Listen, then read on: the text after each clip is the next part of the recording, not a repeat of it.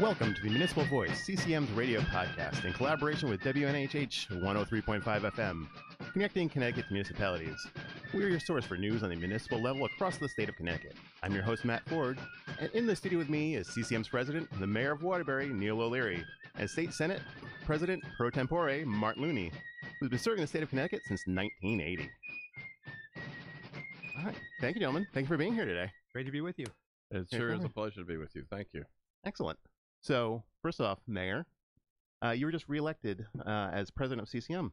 Congrats. Thank you. How does it feel to still be president, and what are you looking forward to in 2019? Well, you know, it's great to be reelected as president in the second year, and I'm thrilled to be there. I've been grateful to build relationships with Senator Looney. And, Always good. Always good to have relationships with the caucus on both the Democratic and Republican side, and it's an exciting time for CCM, and I think it's an exciting time for the state of Connecticut. We have an incoming administration that has been so far, very upbeat and positive, and very much engaging cities and towns in feedback. Yeah. And it seems like a great way to start off. So on our last episode of the podcast, we talked about some topics that were likely to come up this legislative session, including legalizing sports betting, tolls, paid family leave, and higher minimum wages. Senator Looney, you made an address in which you talked about Roosevelt's New Deal and supporting paid family leave. Where do you stand on some of those other issues that were raised? Well, first of all, I want to congratulate Mayor O'Leary on being reelected as president of CCM. I am very pleased to see an urban mayor be the president of CCM, because he understands the challenges of the cities, lives with them every day, and deals very successfully with them as mayor of Waterbury. And I would like to say I am a strong supporter of paid family and medical leave. I've introduced that bill in the past. Also supportive of an incremental increase in the minimum wage to reach $15 an hour.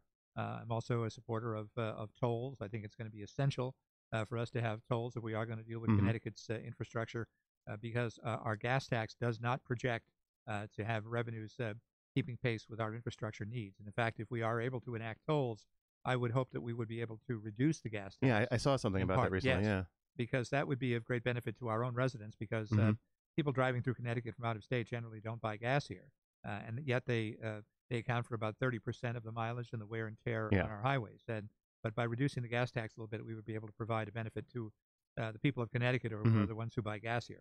So kind of offset the addition of the tolls. Yes. So that'd be great. I also think it is going to be important for us to adopt sports betting in Connecticut, but it's going to be a more difficult process for us, of course, than it is in other states, because other states can do it directly by an act of the legislature. Because of the nature of our compact with the tribes who run the casinos on the reservations, we have to have a negotiation with them first, which then has to be submitted to the General. That has to be an executive branch negotiation. So a little bit more of a complicated issue in Connecticut. Which then gets submitted to the General Assembly, and should the General Assembly approve it, then it has to go to the Bureau of Indian Affairs in Washington. And only if it's approved then, they have a 90-day review period, then it would come back and could be enacted in Connecticut. So we have more hoops to jump through before we can do that. Oh, great. From a CCM, from the same standpoint. So I'm wearing the CCM hat, which is Senator's fun always, because it's not always the same as my personal hat in the city of Waterbury. But from a CCM perspective and a personal perspective, I'm certainly and always have been in favor of tolling. As for all the reasons Senator Looney very correctly points out. The gas tax isn't cutting it. The only thing that we at CCM would like to make sure is that the lockbox theory stays in place, and the money that's generated, of course. So the money coming from tolls is directly applied to the infrastructure, highways, bridges, rail. Yeah, that would be all inclusive, and that's where we stand on that issue. The other, of course, the higher minimum wage. Is something that we think is a positive, but we just like to see how it's going to be structured and phased in. I think so. A few more details alluded to that as well. The same thing with the paid family medical, the funding source. We like some of the. As a general idea, we like it, but we got to see the numbers, right? And we like the fact that it's not falling 100% on the employer, and we like the fact that there's some talking points about if I might just add on that, the plan we're having has no employer contribution at all. Okay. It would be just by the worker himself or herself, but it would give him or her a mechanism to save. And the employer's only cost would be the administrative cost of transmitting the money to the fund that would be managing it. So Unlike some other states that have an so employer there's no matching contributions no matching or anything like that. No, which we're very, very excited about, Senators. Thank you, both personally and from a CCM as an employer.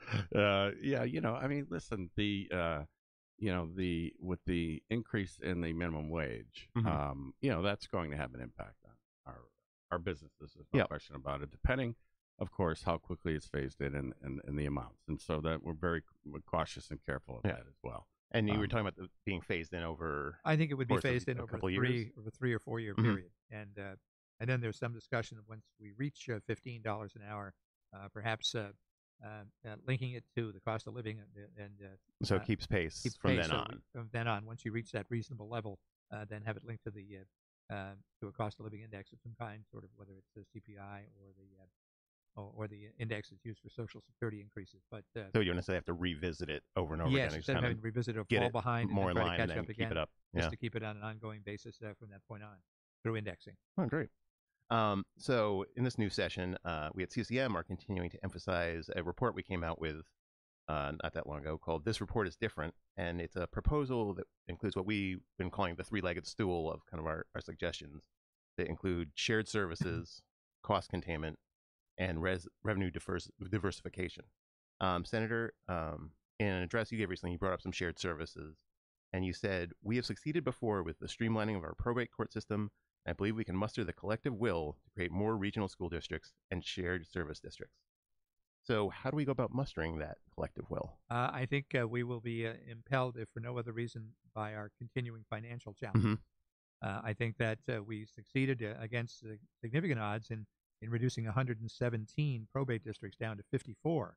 Yeah. And that was quite a political challenge because that meant actually terminating elective offices. So there were 117 elected probate judges in the state. We're probably not. That was reduced to 54, plan, right? And that took place with the 2010 election. And the underlying presumption in reorganizing those probate districts was that any town with a population under 40,000 should presume that it's going to be part of a regional probate district. Only towns above 40,000 would continue as single town probate districts. And I think we should use the same assumption in reorganizing Connecticut's school districts. We have far too many small school districts in Connecticut. In many cases, they are actually losing school population. And it really is inefficient to have them continue operating the way they are now. And we need to create more regional school districts in Connecticut. Now, I remember when we talked about this in the past, there's been some talk that it's hard for boards of education to bring their budgets down to reduce that, even if they are facing reducing populations. What's the deal there? Well, it is, and the mayor can talk about this too. Obviously, you may have a decline in student population, but that doesn't mean that you're necessarily able to close a building at that point or make other savings. You still need teachers in the classroom. But yet you are having a smaller number of students in the system. But there are some districts I know across the state that are considering closing schools or consolidating schools just because of the declining population. But yet at the same time, many of those towns, especially small ones, want to keep their state grant at the same level. Even though it would mean that the per pupil grant would be increasing greatly since they have such a smaller number of pupils in the school. So that's why we need to look at this significant realignment. I want to compliment Mayor O'Leary for an initiative he took last year dealing with the challenge of the influx of new students from Puerto Rico coming after the hurricane there, and they were coming into large number came into New Haven, Hartford, and Waterbury, and the deal that he was working on to try to work with the suburban towns outside Waterbury, some of whom have had declining school population, to try to see whether they would take some of those students, and that he was willing to supply, in fact, having the English as a second language teachers go with them to those settings where they have more room. Yeah. Yes. Mayor, tell us about that. Listen, and thank you, Senator, for the shout out on that initiative, and quite frankly, he very humbly was a very big part of the success. We didn't get the students into the other districts, but the reality is, take Waterbury. So, we're one of the few cities that has seen increasing student enrollment every year. Your school systems are growing. Yes. Yeah. So over the last 7 years, we've taken in 1,000 new children. But take every town around Waterbury. Yeah. Their enrollment over the last 7 years has gone down between 20 and 25%. Wow. That's an amazing decline. That's significant. Yeah. It really is. It's very significant. So there's a lot of empty school desks there in those areas. So Senator and I thought it would be a good idea. You have a great plan in here in New Haven where your students go to Cheshire. Cheshire Public Schools, and there's other participating towns around New Haven that take students as well. We broached that subject, and then because of not only the influx of the Hispanic students from Puerto Rico during Maria, the aftermath of Maria, but also because of the constant growth every year. And so we're working those details out with the surrounding towns. Of course, they'd like to see how it's gonna be reflected in their budgets as well. Obviously, yeah, and that's an obvious. So but the good news is I think that we're open-minded, and there's talking points. Under the as Senator Looney points out, the elephant in every room, whether it's the smallest town in the state or the largest city, is the cost of education. Yeah, and the truth of the matter is the education cost sharing grant is a subject that's under discussion each and every year, and so those as Senator alluded to, those cities and towns with declining enrollment, and then you have other cities with increasing enrollment, and so it's always fun to get in a room and try to figure out what's fair and equitable, and that's a lot of discussion on the Senator's side of the aisle and the House as well. So listen, last year was a better year for cities and towns, so there was some more contribution at the ECS funding, and there's been a lot of discussion about this year as well already. Look, I'm very optimistic. I think that the incoming administration, it's an exciting time. I think that the Lamont administration recognizes the challenges of the urban districts, but they also are sensitive to the smaller towns and recognize their challenges as well with declining enrollments. But how does that equate to the budgetary process? There's something called the municipal budget requirement that's in place, and and it's put in place for all the right reasons, in the sense that towns just can't arbitrarily slash education budgets and have a negative impact on children. And we believe in that, by the way. We believe children should get the best education that they should get. And when towns start slashing budgets and negatively impacting a school budget, and it could negatively impact the quality of a child's education. The other thing in the room is is the special education side. That's a big question right there. So in Waterbury, about 22% of our 19,000 children have been identified with some sort of special needs. It's wide ranging, but it also can be extraordinarily expensive, and so we're always trying to tackle those issues, working with our legislative. And I know that it's an issue obviously for Waterbury, but in smaller towns it can be an even bigger issue, because a single student moving from one town to the other who's a special education student can drastically change the budget for a smaller town. A smaller town that has one or two out-of-district placements could be in the hundreds of thousands of dollars. Whereas Waterbury, New Haven, Bridgeport, Hartford, we have schools that some of them have been equipped to handle such children. And so we're actually, Senator, taking 4 special children from the town of Watertown. Makes it easier and cheaper for them to send them one town over into Waterbury, into our school, than to send them to other further away places. So it's a work in progress, but the good news is it's being discussed, and it's openly being done. And yes, there's stuff happening. On that point, right now, I believe it's a town has to spend 4.5 times its per pupil expenditure out of its own budget on a special education case before the state comes in and pays the excess cost. There's a lot of interest this year. In fact, I'm putting in a bill myself that would reduce that, so the town would only have to spend 2 or 2.5 times its per pupil expenditure before the state would come in with covering the excess cost. And as said, that's a problem for every community, but especially for the smaller towns. And in addition to the problem of being unable to budget for that, you never know when a new case is going to erupt, and if somebody moves into town at the start of the school year that wasn't there the last school year. But yet it's that town's responsibility to provide for that child. And suddenly they have to refigure out budgeting, and that's right. They can get complicated fast. So after we talk about shared services, one of the other things that CCM is pushing this year is cost containment. And the governor recently suggested that we should reverse engineer every transaction from the taxpayer's shoes. How do we do this from a legislative standpoint? Well, I think we're going to be looking at our entire way of raising revenue. I know the governor during his campaign talked about the issue of property tax reform.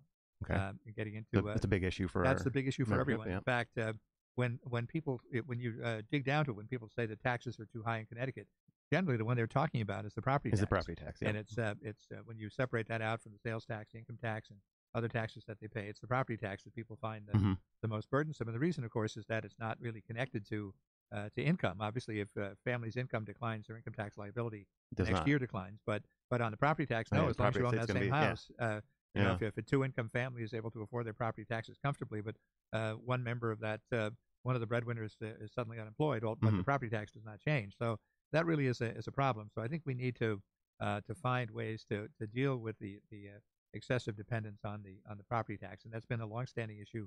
One of the things that I would like to see us do is to perhaps have the state step in more. We've dealt with the car tax in recent years. The governor's talked about that as well, about possibly terminating the municipal property tax on cars altogether and replacing that with a state tax set at some mill rate that would be fair and reasonable, and then distributing it back to the towns on some a need-based that would take into account full funding of ECS and Alliance District grants and things of that nature. We have to look creatively at some ways to deal with the property tax, because that is I think our single impediment that people cite all the time, where they cite Connecticut as being burdensome or non-competitive. Yeah. Mayor? Very much in agreement with Senator Looney's assessment of the property tax being the biggest challenge that we face, particularly in a city like Waterbury. You know, our mill rate is very, very high for a variety of reasons, a lot of which goes back to decades old challenges and issues and a lot of things that happened. A lot of history during those years.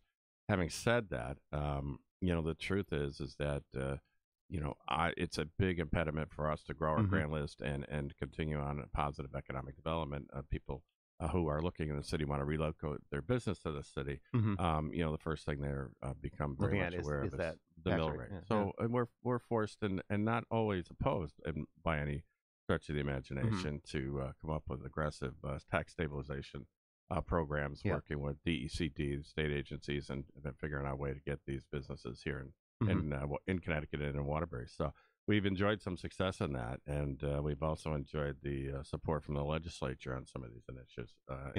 And we look forward to seeing that continue. I think that is one of the things we're most excited about from a CCM perspective with the incoming administration, as the governor has talked very, very positively about growing the economy here in the state of Connecticut. So it's going to be fun. I'm very excited about all this stuff. I really am. Yeah. One of the things too on that, in terms of the challenges for municipalities, many municipalities have a significant amount of tax-exempt property, obviously state-owned property, and college and hospital property, for which the state pays a payment in lieu of taxes, pilot. And I would like to see us significantly increase the percentage of grant of both the state property and college and hospital pilot. But I think we need to look at that in a way that also takes into account and do it in tiers based upon the amount of tax-exempt property there is in a particular town. Okay. So, for instance, New Haven, Hartford, New London, a few others have 50% or more of their property as tax-exempt. So I would like to see us have a 65% at least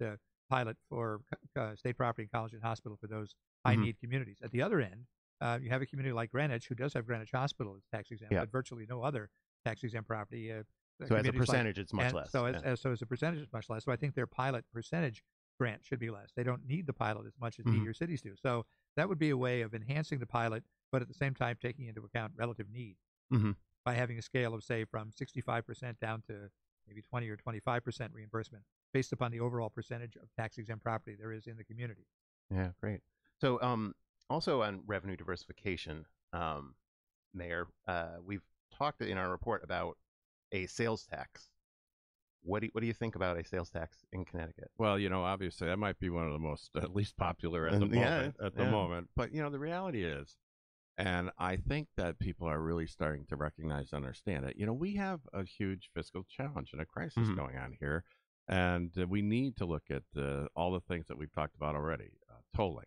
We've talked about sports betting. We've talked about, you know, now we're talking about, you know, raising, or should we or might we raise the income tax, or the sales tax? Yep. And, you know, all of these things need to be put on the table. At least I think so. And I think the Senator agrees. And, but, you know, quite frankly, I think if we take advantage of some of the other initiatives, we can, this doesn't have to be on the front burner. This certainly can. I mean, if we generate the revenue that's needed to address some of the issues on the other side of the issues that we've spoken about, like the tolls, we can still look at this. Yeah. So, you know, I think everybody what I'm glad about 2019, it seems like both on the legislative side, CCM side, I know from our residents here in the state of Connecticut, I think there is a come to realization that we need to be very open-minded and see what's things going to have happen. to change. And things have to change.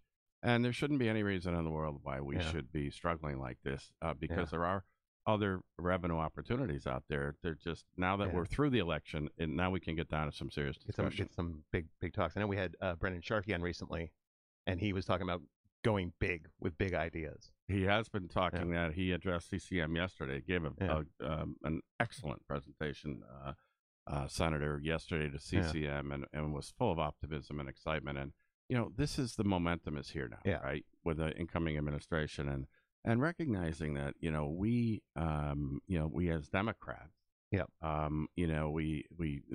Democrats have kept control of the House and the Senate, Democratic governor, and but I also think that this is a great opportunity to have open discussion with the other side of the aisle as well, because we really need to try a little bit harder. We all believe, right, to be a little more inclusive and try to get more positive discussion going on the future of the state of Connecticut, not just as partisan bickering all the time. I think that we've seen enough of that right now in Washington. And I think we want to take a deep breath and a different approach here in Connecticut. Talk to everybody and find the good ideas that are out there. And the leadership is in place to do that. Yeah. I believe. I believe that too. Let me pause for one moment to let everyone at home know that you were listening to the Municipal Voice on WNHH 103.5 FM, broadcasting live from downtown New Haven. We are streaming live on TuneIn Radio and newhavenindependent.org. We are also streaming live video at Facebook Live. Just go to facebook.com/New Haven Independent or ccm-ct.org. All right. Good job. Thank you. Oh, yeah. It's the best station idea I've done in a while. So, recently the governor gave a State of the State address and said he was looking to focus in 4 areas: digital, attraction, transportation, and opportunities. So I want to talk about what you thought about the tone of that address, and specifically, maybe Mayor, he said he was looking for an all-digital government with 5G telecommunications. But there's recently been some issues with PURA blocking the municipal gain for municipalities to put in their own broadband system. So what do you think about what can the governor do to help towns and cities build this all-digital government? I think we really need to sit down with PURA. PURA came out with that ruling against the municipal ability to have the rights to the telephone poles for the internet and provide internet access to their And of course, New Haven is very, very involved in the CCM as an organization has filed an appeal in this ruling. And I believe that I truly believe this, Matt and Senator. I believe that there hasn't been enough discussion. I don't think that PURA understands the impacts on the municipalities, particularly the urban cities in this area. Yeah. Our children should have every right to have internet in their homes. And this makes it, their ruling monopolizes some of the opportunity to do that. And so I believe, and talking to people at PURA, that there needs to be more open discussion, and we can find a way to resolve this issue amicably if each side would be willing to get together. And I think we have that with a new administration coming in, to understand why the cities need this so badly for our children, for the education. And by the way, the governor also, on his side, we do need uniform reporting, so that the folks at OPM can understand what each city and town is paying, and how we can look at that with a uniform charting requirement, reporting, accounting requirement. Yeah, like a uniform OPM, across the board. so that, everyone can see everyone else's books, so to speak. So that the people at OPM and the people in the governor's office and our legislators can understand what the challenges are in the cities and towns. You can actually read a financial report that is uniform across the state, whether it's New Haven, Waterbury, or Beacon Falls, or Naugatuck. Yeah. And it makes sense. And I think that these are things that need to happen. And I could tell you from a CCM perspective, there's not a city, town in Connecticut that doesn't understand that this is absolutely needed and should happen. Necessary. We talk about finding ways and efficiencies and shared services. Well, all these things are all interconnected and all related. That's great. Senator, so from a legislative standpoint, talking about the going all digital, How do you make that happen from a legislative standpoint? And do you think that will help bring millennials into the state? Well, I certainly hope so, and I agree with the mayor entirely about how important this is. New Haven has a great interest in expanding broadband in the city and making it available. West Hartford also has a significant interest. Many of other towns do. So I think we need to have a dialogue with PORA on that. And I think clearly Governor Lamont's interest in it is going to advance the argument. I think that's critically important because we need to market ourselves to increasingly high-tech businesses that will demand this kind of access and an opportunity as a condition of where they're going to locate. Yeah. I mean, high-tech business is definitely growing in this area. Right. Yes. I know that on our next episode of the show, we're having some people from See Click Fix coming over to talk about what they're doing. And that's right here in New Haven. Right here. Yeah. There's a lot of homegrown kind of tech stuff going, especially with the, I think, concentration of universities and our proximity to New York, Boston, all that kind of stuff. Right. Seems like we're kind of ripe for it. Talking about transportation was another big component of what the governor's been talking about. How does increased rail transportation affect a city like Waterbury? It's a game changer. Yeah, a life changer.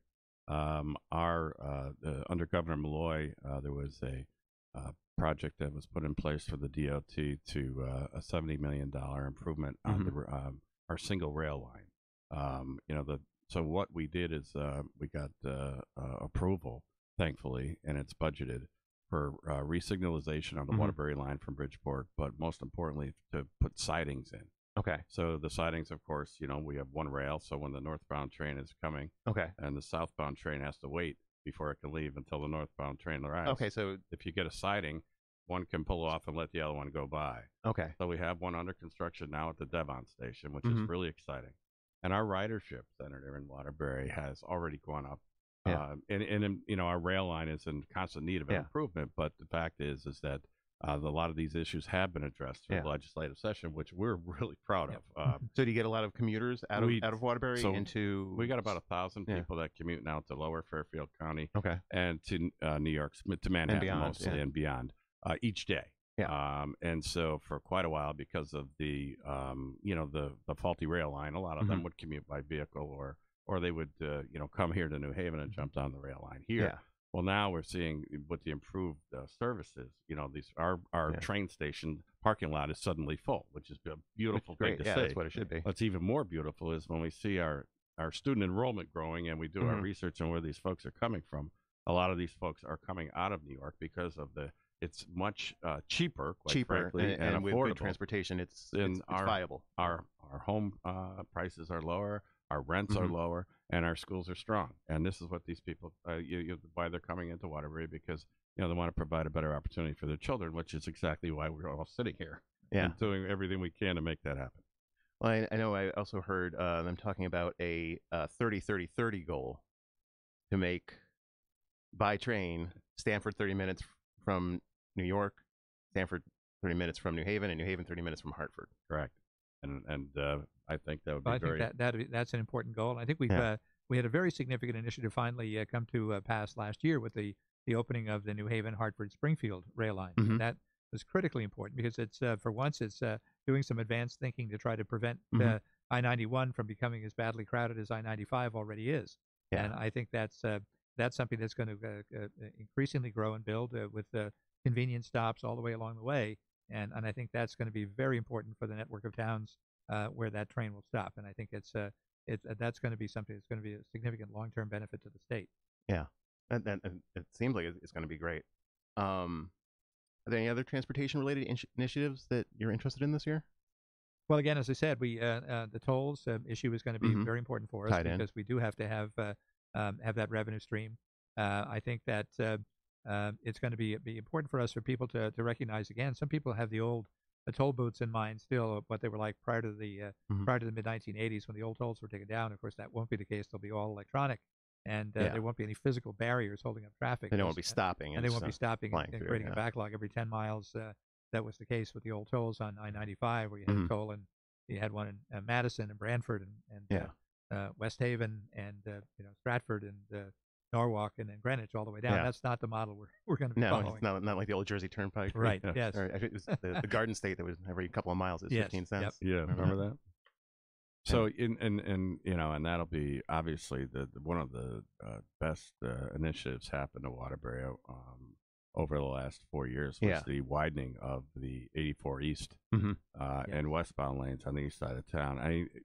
Honestly, can't, every place I go over the last 6 months, people that come out of their way to come up to me and say, "Oh my God, it's such a pleasure to drive through Waterbury now." As a matter of fact, they wouldn't come to Waterbury because of the fact that the highway just couldn't interchange would always be jammed up. There was no capacity. It was always jammed up. So it's a dream right now. It's a dream. Now, the project, we're so delighted with DOT and Governor Malloy for putting it forth. And by the way, the grand list growth on that side of town, Senator, has been amazing. So you've already seen it making a difference. You cannot buy a piece of real estate on that side of town any longer. So that's a direct benefit. We're very transportation pleased. And new companies. We've got 12 new companies that came into on that side of town. Even when that project was announced, and now that it's finished, it's amazing. It's very exciting. Yeah, reading about all this stuff, transit-oriented development is a big buzzword on the national stage with municipal government and stuff. It really is. Yeah. Again, we're grateful to the former administration for getting that done for us. Now, our biggest issue right now is our Mixmaster. Our Mixmaster is in dire need of repair. And that's where 84, 8, whatever all come together. That's correct. 691, right? No, 84 and 8. 84 and 8. Yeah, and so there's a lot of bridges, a lot of infrastructure, aging infrastructure. So that has already been, that initiative has started as well in December. And that's a 4-year plan, by the way. It's going to be a little bit, it won't be as easy to navigate as the 84 widening project. A little just more complicated with all the bridges and connections. Correct. Yeah. But it's also working closely, again, lines of communication with DOT. Majority of work's going to happen from 10 p.m. to 6 a.m. So that'll be great for our commuters and our students. So there's a lot of good things happening. But again, without the ability to fund these transportation infrastructure projects, the state of Connecticut, I think everyone is really clearly understands it's the key to the future success of the state to be able to get through the state. Definitely. So, and one of the other last things that the governor talked about was opportunities in the state, Senator. So we touched earlier a little bit on FMLA and minimum wage. What else can be done to increase opportunities in the state? Well, one of the things I think we need to pay closer attention to is effective job training and job placement. We need to make sure that there is a strong linkage between our technical high schools, our community colleges, our state universities, and the workplace to make sure that we have clear and effective ways for matching up job opportunities with the students coming out of school, making sure they have the skills that they need. Historically, our job training programs were not always the most effective. I think the workplace here in New Haven has proven itself as a good one. What's the workplace? What's that? That was an initiative set up by the city of New Haven to train people for jobs, and a strong linkage with Yale University, getting people placed in jobs throughout the university system. And that, I think, is a model in many ways. The program in Bridgeport that's run by Joe Carbone is also another good model. And that continues to be a challenge. And I think we for instance, replicating a program that is created in one community college and expanding it statewide, as we did a few years ago with the manufacturing training program that was developed at Nuntuck Community College and has now been expanded to others throughout the system. Throughout to several others throughout the system. That's the thing we need to pursue more of. That sounds great, Mayor. What are your thoughts on this? As you are, I'm sure, aware, Senator certainly is. Manufacturing is still the backbone of our workforce here in the city of Waterbury. The brass city is still the brass city. Manufacturers in our region are the economic driver for us. And we're very happy. We did follow the ASNUC model, and NVCC, our community college, has an advanced manufacturing in there now, and we're so happy about that because, quite frankly, our small manufacturers association go right to NVCC for their workforce now, which is wonderful. Problem is we have trouble competing with Electric Boat, Sikorsky, but by the way, that's good because people are working. At the end of the day, we built a new high school that was the governor mentioned during his State of the State speech called the Waterbury Career Academy. inside that high school is a 7,000 square foot manufacturing facility. Wow. And we teach our high school students right inside of their high school, advanced manufacturing, and then they can either go right out into the workforce, which we have many doing, Senator, which is a great program. I'd love to have you come see that. I'd love to. And or they go right into Naugatuck Valley Community College for the advanced manufacturing. So we're doing great things up that way. We also have a hospital wing on the 4th floor. Okay. And of that high school. Of that high school. That high school. And so what we're doing is we're doing a lot of allied health curriculum, and it's also been a focus of both Naugatuck Valley Community College and the Waterbury University of Connecticut campus, as well as Post. So we've got a lot of good things developing the curriculum for those things. Developing curriculum so that each offsets another. Yeah. And at the end of the day, as the senator points out, it's all job training. We recognize, and the reality is that a lot of our students would not go to college. Yeah, but there's absolutely nothing wrong with that, because there's so many manufacturing opportunities. And by the way, these jobs are good paying jobs now. Yeah, these aren't. We actually have students that leave Waterbury Career Academy, go into some of our manufacturing facilities in Waterbury and in the region that are starting out at $35,000 and $45,000 a year, but more importantly, with full benefit package. Did the program work with some of those manufacturers to find out what it was that they are actually looking for, like what skills are needed in today's job market? So we have people at the Waterbury Career Academy, a vice principal by the name of Mike Harris, and his job is to set up internship and apprenticeship programs. And he has gone into all of our manufacturers, both within the city and the region, and set up these programs. And I have to tell you, we're so proud of it. We really are. The other thing is, as the senator pointed out, we have Northwest Regional Workforce Board. Okay. We have Kathy Awad. Bridgeport has Joe Carbone. And these institutions are really reaping benefits. I mean, they're getting some funding from the federal Department of Labor. But the state of Connecticut is also now working closely with these agencies. Okay, and they're paying back dividends. They're very helpful, and so it's a sound investment.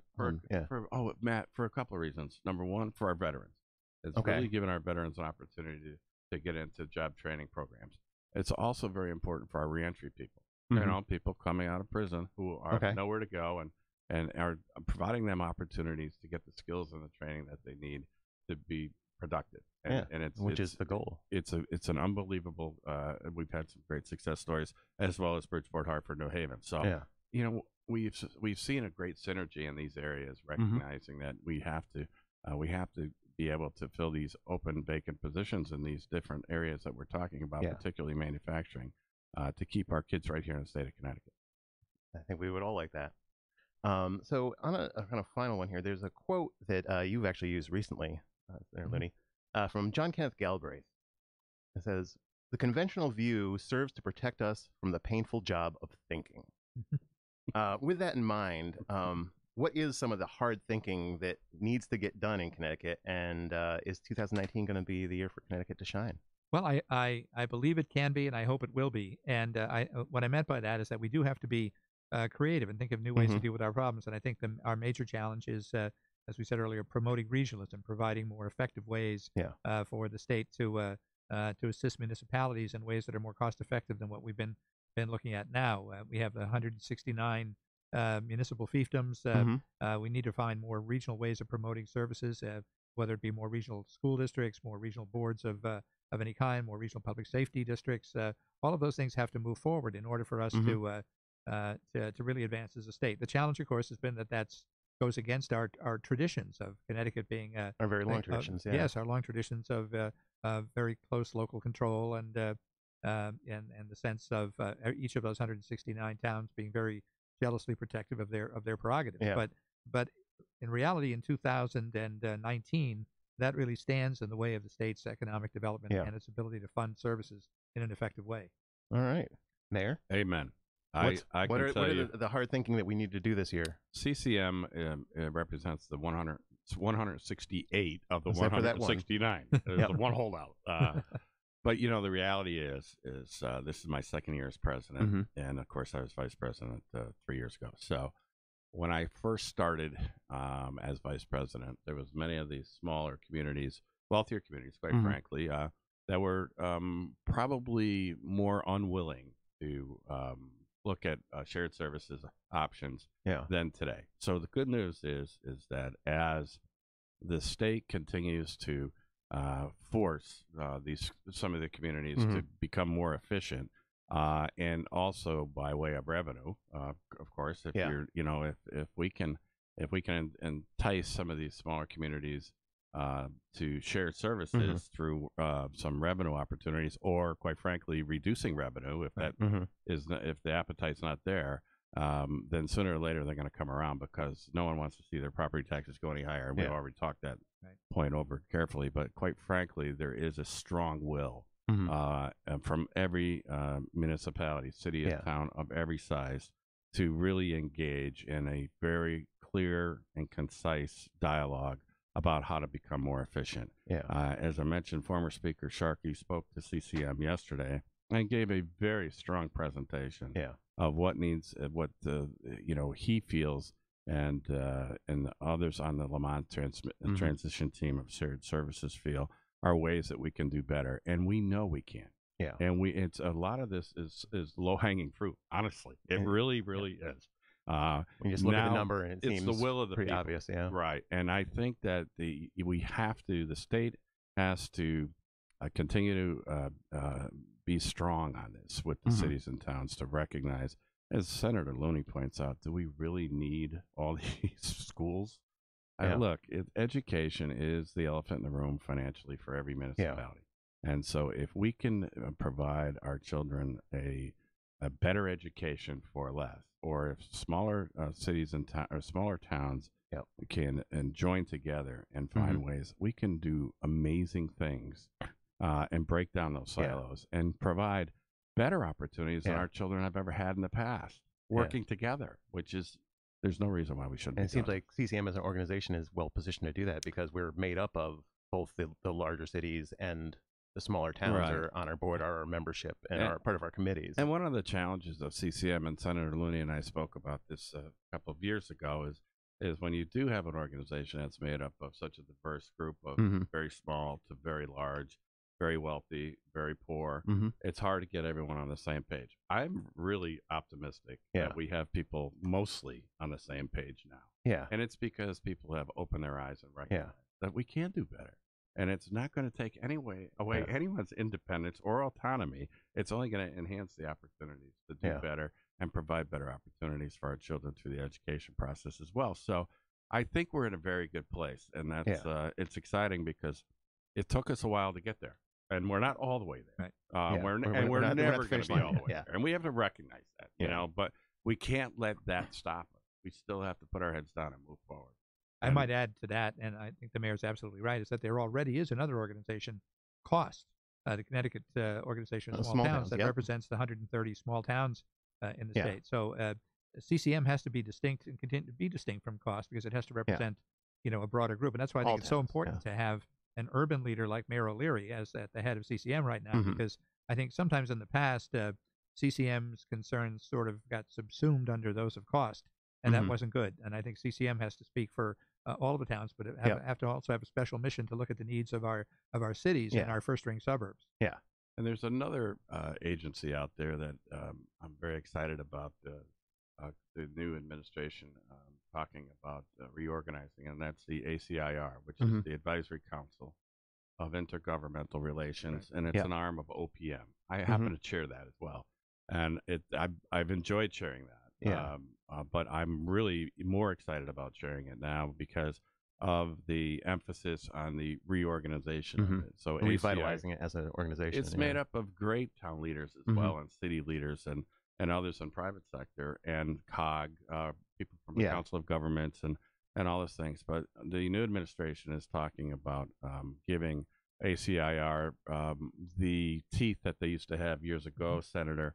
It sounds like it had some, and then it kind of slowly got lost over the years. And the staffing from OPM dissipated. We only have one individual who is part-time. And, we still met every month because it's a great group of people who believe in the state and believe in the opportunities. And so now that Brendan Sharkey has really talked about that very, very strongly. If you can tie ACIR and CCM and COST together with our legislature, with delegation the caucuses on both sides. You could have something really and that's special. quite a team. You could have something really special there. Yeah. Oh, okay, great. Well, I'd like to thank our guests, Mayor O'Leary and Senator Looney. The Municipal Voice is a co-production by CCM and WNHH 103.5 FM. Kevin Maloney is our executive producer. Christopher Gilson is our producer. Harry Draws on the boards. And I'm Matt Ford, your host. Tune in next time to the Municipal Voice. Thank you.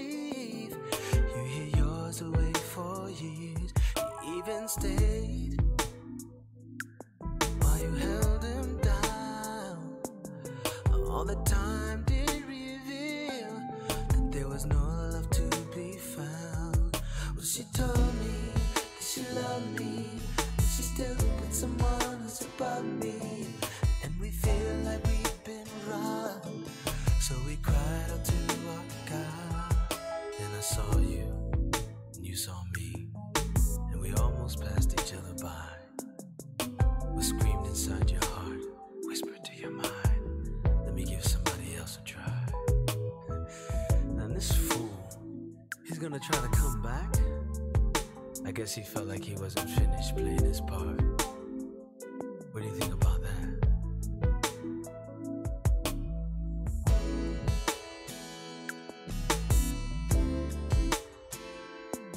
So you showed him the door. Now I'm standing guard for your heart. It's about outside to you, and I'll always love you, love. And I'll always be there to you, about being with all you love. It's about outside.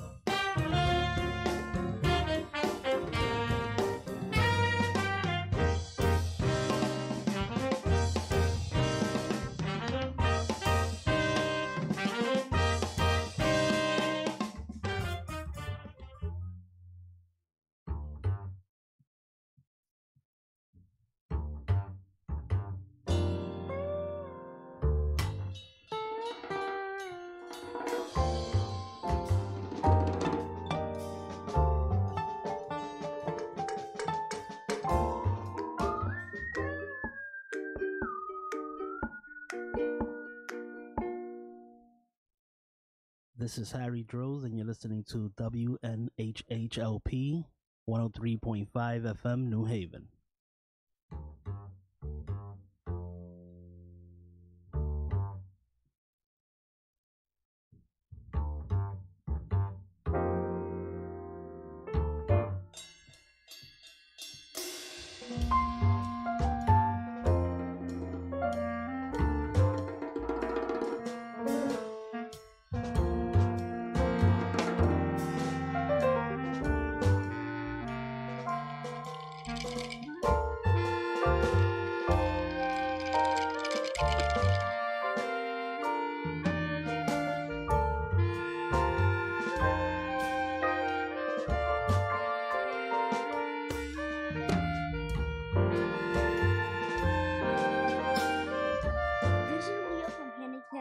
And you are listening to WNHHLP 103.5 FM, streaming at newhavenindependent.org.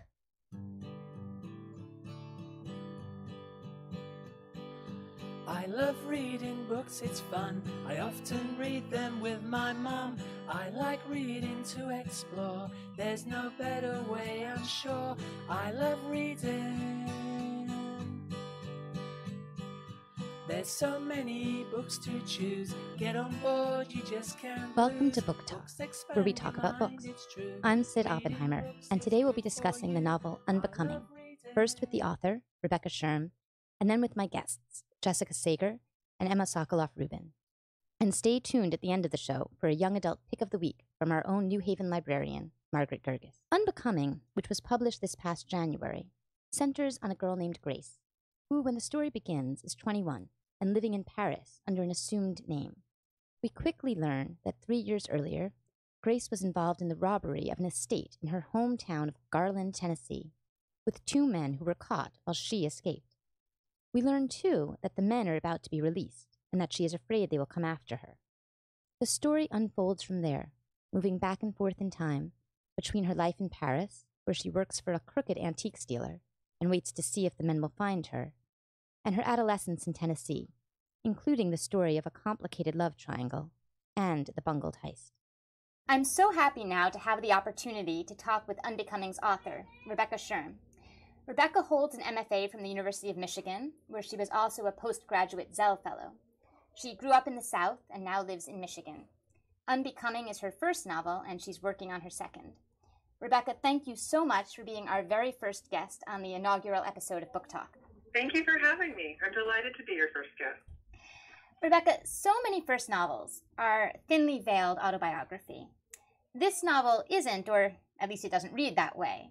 And I wonder if you could talk a little bit about how you came to this novel and how you managed to transcend your own experiences in writing it, but also about the way your own experiences do inform your fiction, or don't. Sure. I mean, I think other than some early autobiographical short stories, I really don't have much interest in writing autobiographical fiction. And I didn't really think about why that was until in 2010, I was at the Center for Fiction listening to Mary Gateskill talk. And she was talking about how fiction, reading it and writing it, is the closest you can get to experiencing life as another person. And I really thought, that's it. That's why I do this. That's why I read, and that's why I write. Because I'm trying to understand a mind that is not my own, that feels to me initially to be beyond my own understanding. So with Grace, I was trying to understand a character who felt far beyond me, so unlike me, that it was going to take me years to untangle her psyche and understand the decisions that she made. The idea for the novel was really 4 ideas that sort of I was bobbling around in my head. Ideas about the femme fatale type in noir literature, versus the sort of heroic Hitchcock blonde, the virtuous blonde in Alfred Hitchcock movies. My own interest in heist stories and why I was always rooting for the criminals in this one sort of genre of crime. And trying to understand the mind of a liar. I was interested in all these things, and then one day they just sort of collided in my mind, and I realized this is all one idea, and this is about one woman, and that's the project.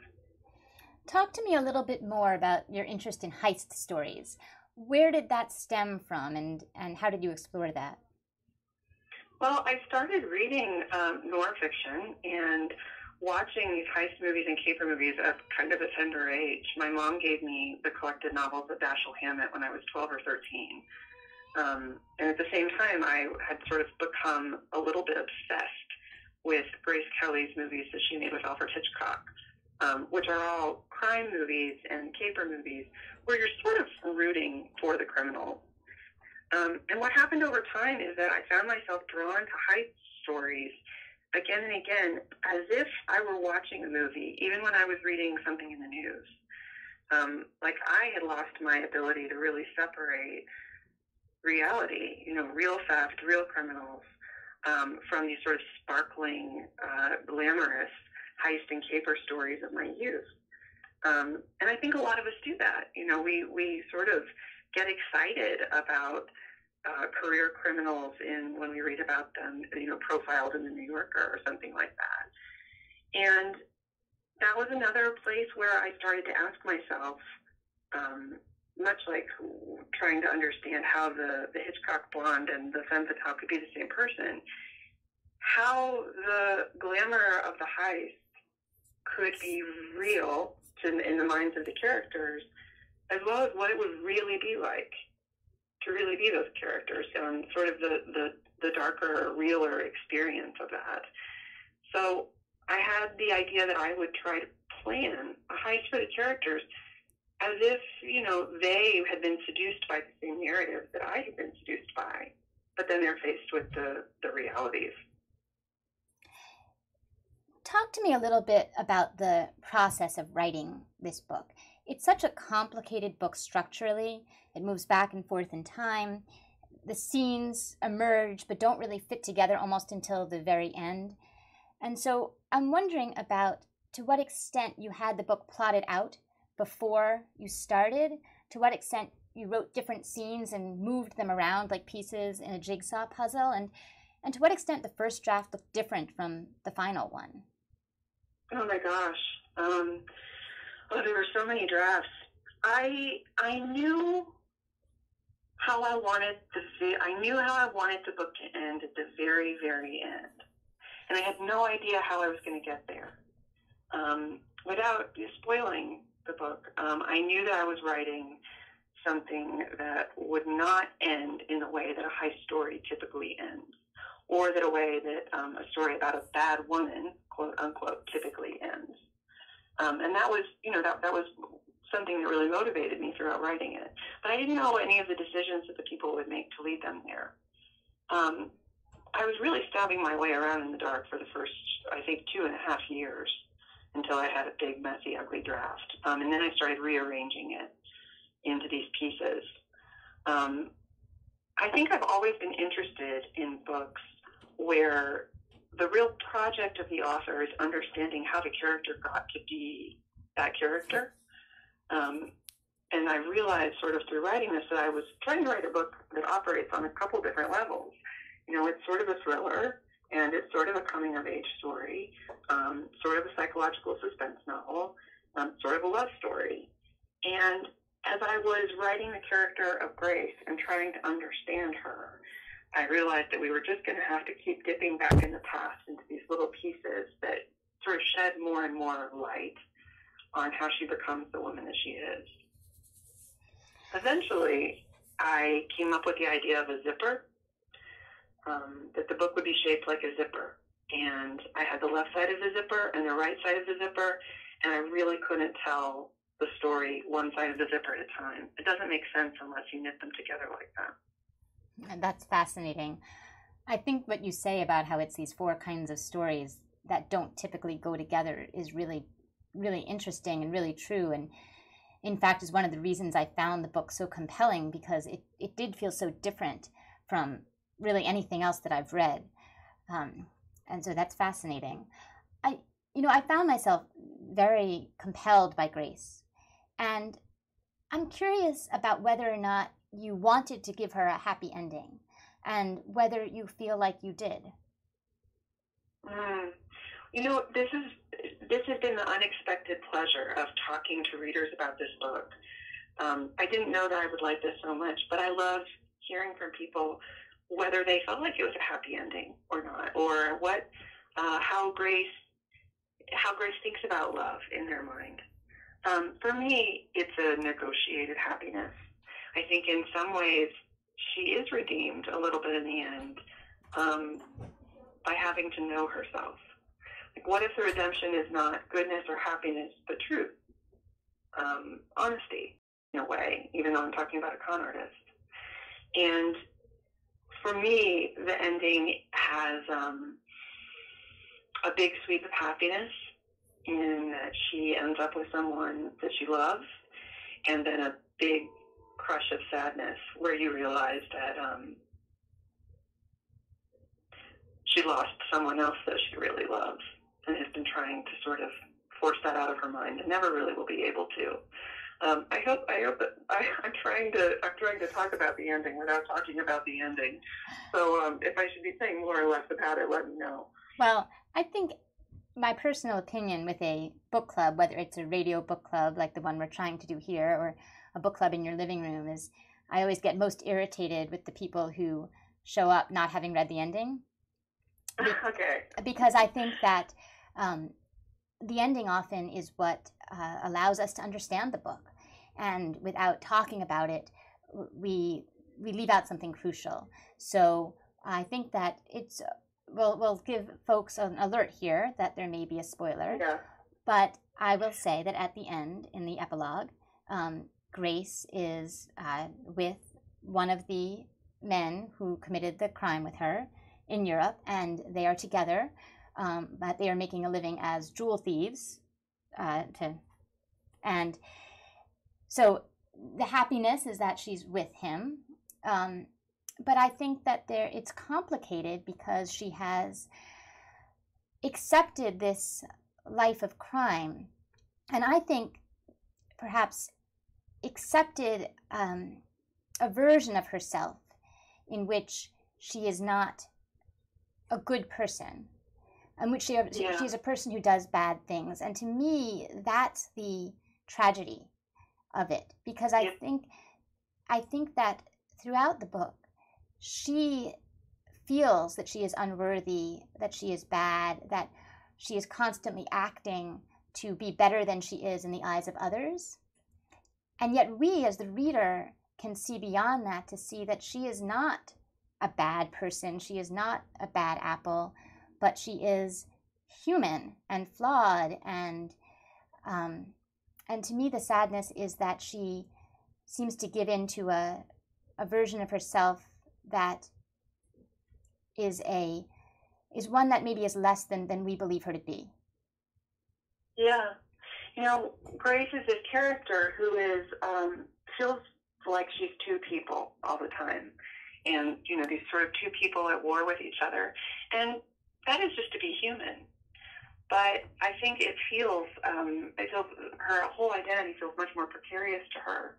So at the end of the novel, when she's made peace with herself as someone who maybe has no self or who has no identity, and who has lost, you know, on the very last page, perhaps the one identity that she treasured the most. For me, that's tremendously sad. And the life that she leads, even the happiness in it, is something of a consolation prize. One scene that I was particularly struck by is the scene in which her boyfriend's mother, Mrs. Graham, to whom she's very, very close, confronts her about some money that her boyfriend's father had given to Grace to give to him. And I'm struck by the moment because we are privy to the moment in which the father gives Grace the envelope with the money. And then we hear nothing more about it until this moment quite a bit further on, when the mother confronts Grace about it and says, "You never gave it to him." And that's the first time that we learn that Grace actually took the money and spent it, and did not give it to her boyfriend as she had been told to do. And I think that I am struck by it because up until this point, even with everything we know that Grace has done, my inclination was to trust her as a narrator. And although she's not the narrator of the story, the narrator is very close to her point of view. And this is a moment when I felt betrayed by the narrator, and I wondered how much I was supposed to be trusting the narrator and how many things I was not being told. And I wonder how intentional that was on your part. Oh, very intentional. And that moment, I'm so glad you brought up that scene. That scene is the most difficult scene in the book for me to write. I get sort of goosebumps on my arms thinking about that scene and thinking about how upsetting it was to write it. Because of all the layers of betrayal that I was experiencing writing it. I felt horrified and wounded for Grace. I felt betrayed as Mrs. Graham. I felt betrayed as the reader of the book who wants to believe that Grace wants to do the right thing. But that scene is such a slap of realization for the reader that Grace cannot be trusted. And even though the narrator promises a little bit of distance, sees around her a little bit, the narrator can't tell you anything that Grace isn't willing to tell you herself. And that scene puts everyone, it put me as the writer, I think it puts the reader, it puts Grace, it puts Mrs. Graham, sort of on notice that this is going to be messier and murkier and in many ways uglier than we thought it was going to be. I still get upset thinking about it. I remember writing it, I was upset for days. I kept having to leave the house and walk around and smell all the lilacs in the neighborhood to try to get out of it a little bit. It is an amazing scene, and it is like a slap when you encounter it, and it is a scene that very much stays with you, and I think it impacts how you read the whole rest of the book. So it was very, very moving on all of those levels that you speak of. I think all of those perspectives come through very, very clearly, very deeply. But to add one thing to this about the unreliable narrator and the unreliable character, something I grappled with often in later drafts of the book was I wanted to prepare the reader for the kind of book this would be. The first line of the book, that Grace is a liar. And that line of the book was something that I added much later on. I think I just wanted to, I think for me it felt almost like something I owed the reader, that you're going to forget she's a liar. But I did tell you.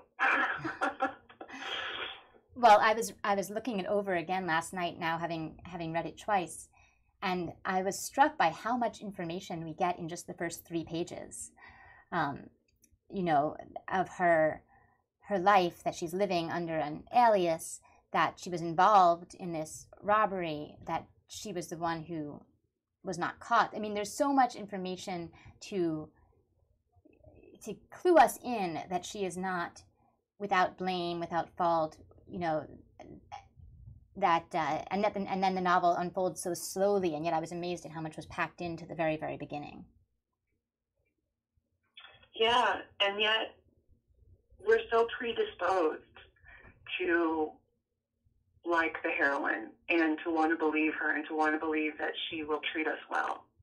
That to me, it's creepy that I can pack that much information that's against her in the first 3 pages of the book, and to know that I, as a reader reading this book, as the writer writing this book, will give her a pass on all of it, because she's the heroine of the book, and I want to believe.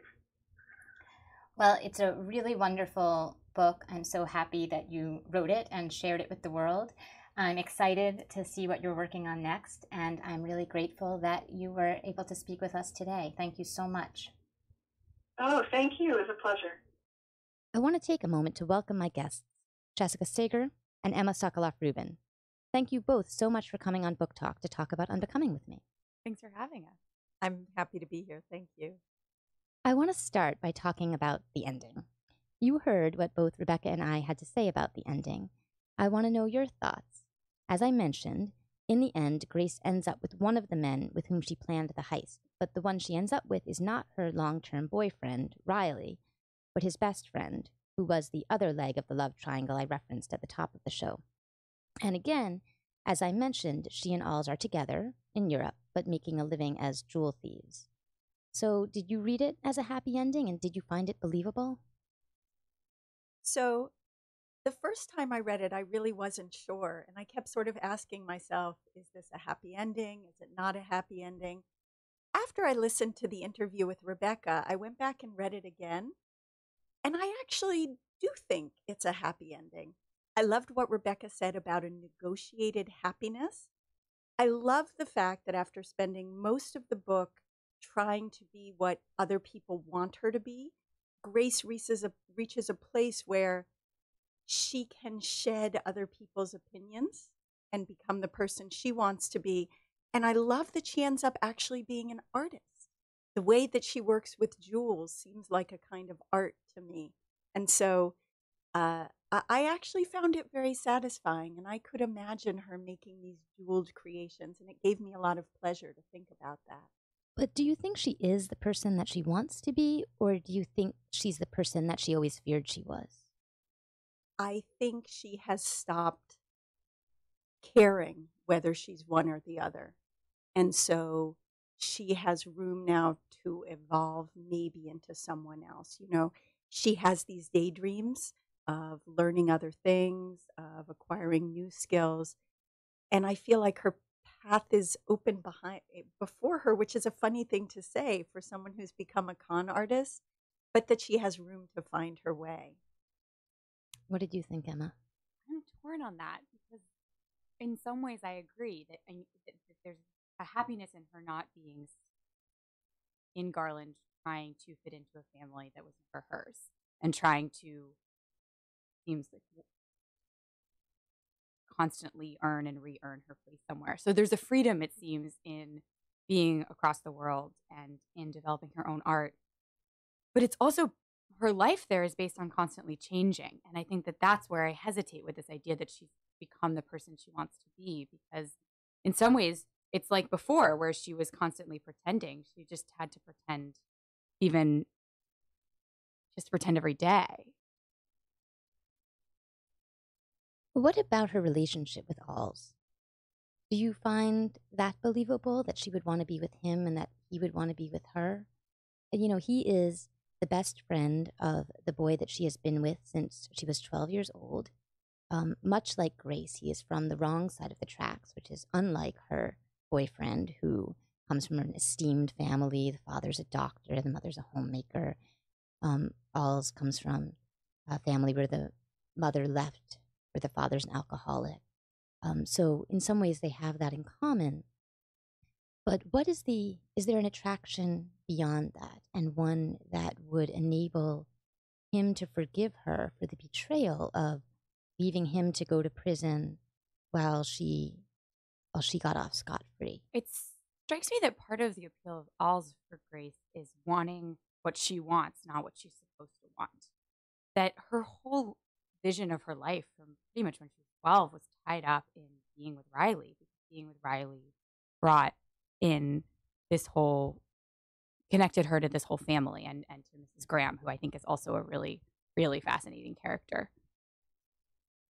So I don't know. It just seems that part of the draw of Alls is that she just, like, she can't explain it. She doesn't know why. But from, you know, even before they actually are together, she's drawn to him against sort of her better judgment. And I think that might be part of the appeal.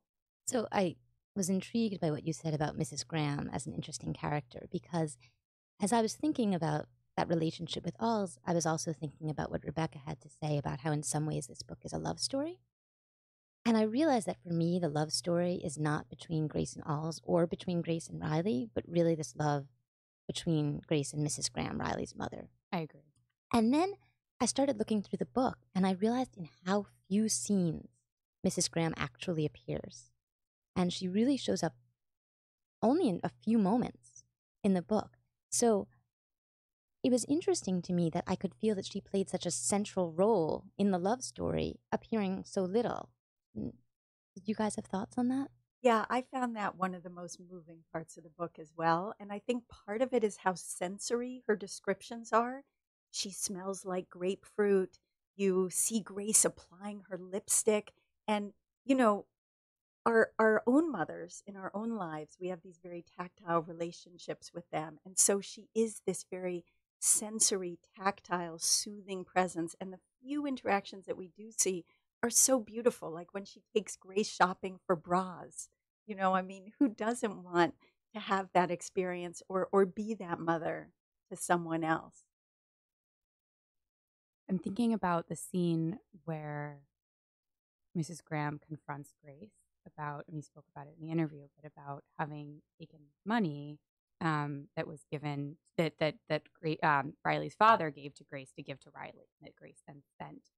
And there's this line that I found incredibly moving, and also I thought a pretty powerful example of the blurry line for Grace between truth and fiction, or truth and lies. She says, "You couldn't steal your mother's earrings, not if you were her daughter," because Mrs. Graham had referenced a few items that Grace had taken from the house. And that just felt like this example of how she's not the daughter, but she thinks she thinks she is, and in some ways she's treated like that. It's not entirely clear what is true and what is not. And you can kind of see, Rebecca said at one point in the interview that part of this writing this book was trying to understand the mind of a liar. And to me, this was one of the most powerful windows into that. Yeah, I agree. I mean, there's this, it was sort of shocking to me when you realize that she actually stole that little silver spoon, because when she talks about the spoon, Grace talks about it earlier in the book and how she took this spoon and she uses this spoon. And it's clear that in her mind, it's become a gift. And so that line is really fascinating. Well, I think that I was very convinced by Grace's portrayal of the spoon and some of the other objects as things that were rightfully hers. And so when this scene happened, my instinct was to be on Grace's side and to say, how can Mrs. Graham even challenge her about this? Of course she took the spoon. They had this, she and Mrs. Graham had this sweet ritual where they took these tiny little silver spoons and they had ice cream, while the men of the family, Riley and his brothers and their father, went after the gallons of ice cream with the big spoons, but the women of the house were delicate. And so they shared this thing. And for her now to say, you took it, I found myself very much judging Mrs. Graham. And I found myself very much believing that line of, you can't steal your mother's earrings. But then I had to step back for a moment because of the money. And when Mrs. Graham gives Grace the envelope with the money to give to Riley, she says very specifically, this is for Riley's art supplies. He's a painter. He's been commissioned to do a number of paintings of buildings of the town. He's going to have a show.